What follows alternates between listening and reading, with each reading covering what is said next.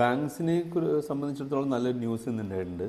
അതായത് S&P global rating അതിൻ്റെ ബാങ്ക്സിനെ കുറിച്ചുള്ള ഔട്ട്ലുക്ക്, ഈ 6 ഇന്ത്യൻ ബാങ്ക്സിനെ കുറിച്ചുള്ള ഔട്ട്ലുക്ക് റിവൈസ് ചെയ്തിട്ടുണ്ട്.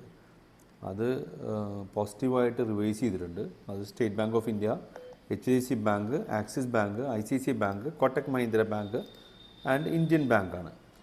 അപ്പം ഇവരുടെയൊക്കെ റേറ്റിംഗ് സ്റ്റേബിൾ എന്നുള്ളതിൽ നിന്ന് പോസിറ്റീവിലേക്ക് റിവൈസ് ചെയ്തിട്ടുണ്ട് S&P ഗ്ലോബൽ എന്ന് പറയുന്നത്.